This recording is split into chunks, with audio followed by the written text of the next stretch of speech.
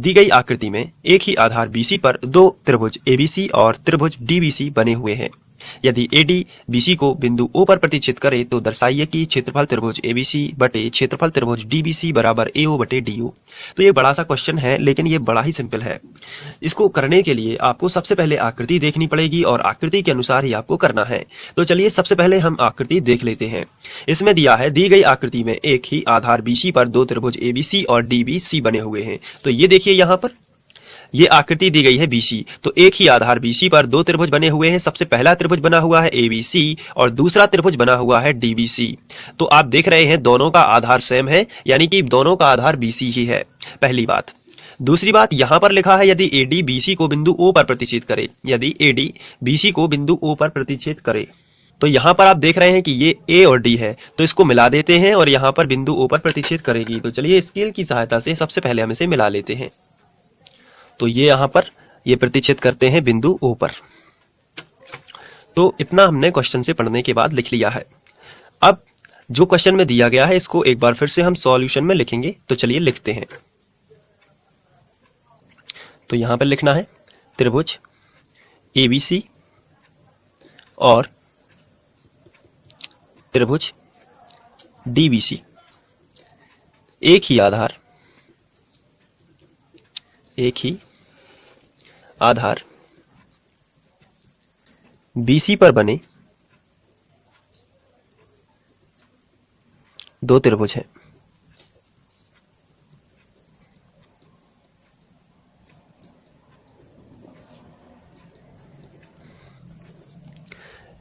इसके बाद AD BC बिंदु O पर प्रतिच्छेद कर रहे हैं, यह भी हमें क्वेश्चन में दिया गया है। AD BC को बिंदु O पर प्रतिच्छेद करे, तो यहां पर आपको लिखना है तथा AD BC को बिंदु O पर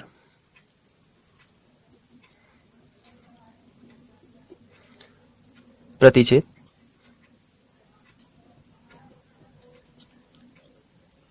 करती है। चलिए अब इसके बाद हम लोगों को ये जो सिद्ध करना है उसको जरा ध्यान से देखना है। इसमें लिखा है क्षेत्रफल त्रिभुज ABC बटे क्षेत्रफल त्रिभुज DBC बराबर AO बटे DO। तो यहाँ पे आप चित्र में देखिए AO बटे DO, तो ये कब बटे में आ सकता है?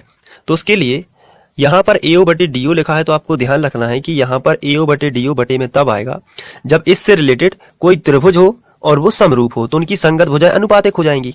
लेकिन यहाँ पे इससे रिलेटेड कोई त्रिभुज है ही नहीं, तो चलिए हम इसको खींच लेते हैं, इससे रिलेटेड एक त्रिभुज। तो ऐसा कब कर सकते हैं? तो आंसर है यहाँ पर लंब खींचकर। यहाँ पर यदि हम 90 डिग्री का एक लंब खींचें इस तरीके से, ये एक खींच लेना है इस तरीके से, और यहाँ पर भी हम एक खींच लेते हैं यहाँ पर इस टाइप में। तो ये लंब हमने खींच लिए। ये किस लिए खींचना है आपको छोटी सी ट्रिक याद रखना है, ताकि AO बटे DO एक समान अनुपात में हो। तो उसके लिए हमें त्रिभुज लेने पड़ेंगे और त्रिभुज में आपको कम से कम दो बातें पता होनी चाहिए। तो पता होनी चाहिए के लिए यहाँ पर 90 है, ये मालूम है, और यहाँ पर भी 90 है, और ये शीर्षाभिमुख है, इसलिए दोनों त्रिभुज समरूप हो जाएंगे, तो उनकी संगत भुजाएं भी अनुपातिक हो जाएंगी। इसलिए आपको इतना सा काम करना पड़ेगा।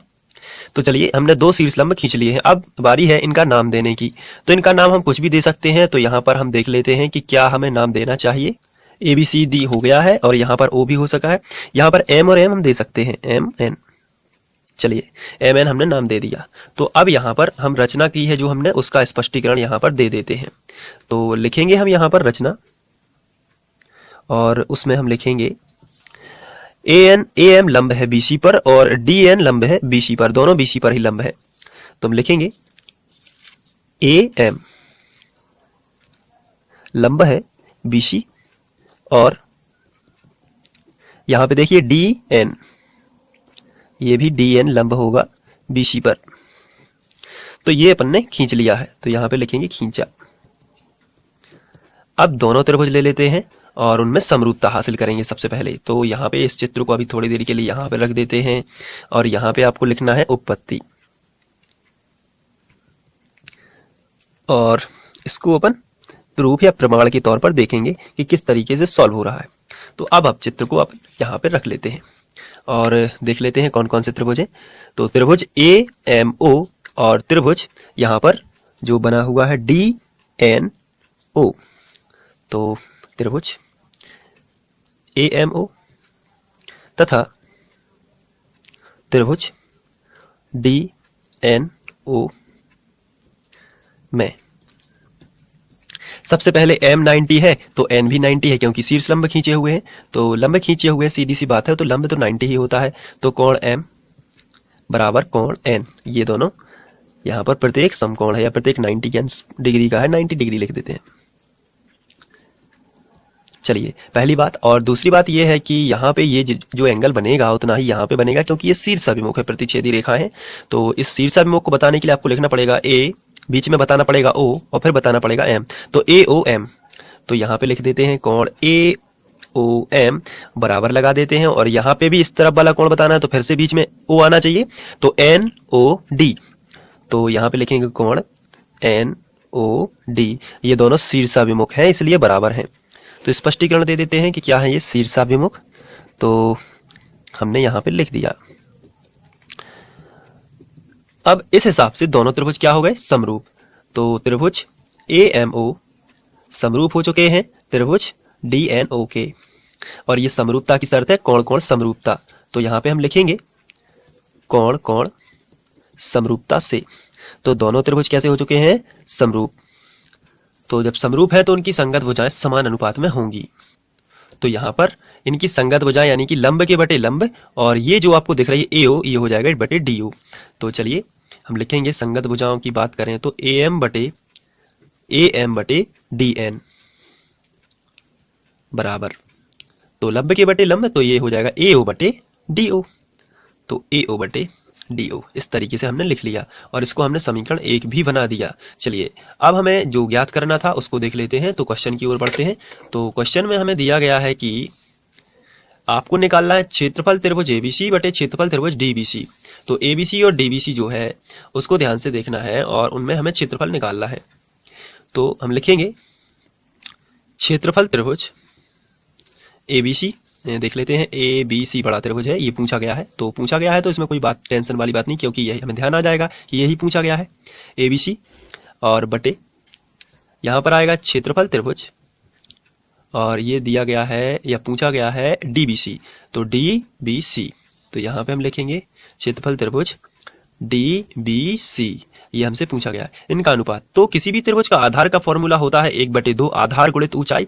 तो ये आपको यहाँ पे ध्यान रखना पड़ेगा, क्योंकि यहाँ पर समरूप त्रिभुजों की बात नहीं हो रही है। दोनों त्रिभुज का अनुपात निकालना है तो इनका क्षेत्रफल का हमें फॉर्मूला अलग से लगाना ही पड़ेगा, और वो फॉर्मूला होता है 1/2 आधार गुणित ऊंचाई। तो आप चाहें तो इसको नोट भी कर सकते हैं। तो 1/2 इसका अलग होगा और इसका अलग होगा, तो 1/2। चलिए त्रिभुज ABC का आधार क्या है, तो आंसर है कि त्रिभुज ABC ये बना है तो इसका आधार तो यही है BC। तो हम लिखेंगे आधार तो होगा BC, लेकिन ऊंचाई कितनी है, AM। तो आधार BC और ऊंचाई AM।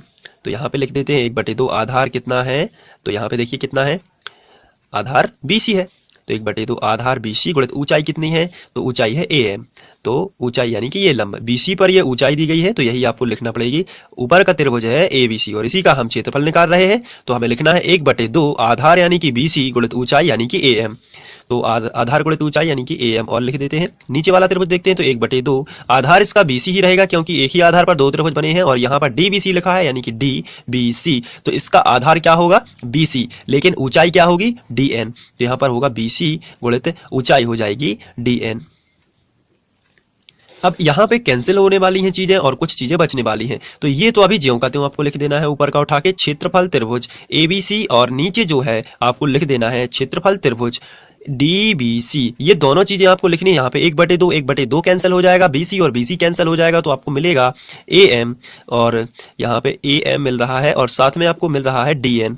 तो AM और DN आपको मिलेगा, लेकिन AM और DM यदि बात की जाए तो हम लोगों ने AM और DN अनुपात निकाला है, और ये है AO/DO। तो ये समीकरण 1 से हम इसको लिख सकते हैं। तो फिर से आप एक बार यही लिखेंगे, क्षेत्रफल त्रिभुज ABC, और इसके नीचे लिखेंगे क्षेत्रफल त्रिभुज DBC, और बराबर AM/DN की जगह पर आप लिखोगे AO/DO। तो यहाँ पे आपको लिखना है AO/DO, और यहाँ पर स्पष्टीकरण दे देना है समीकरण 1 से। तो भाई यही तो अपन को प्रूव करना था। आप देख सकते हैं AO/DO दोनों क्षेत्रफलों का अनुपात।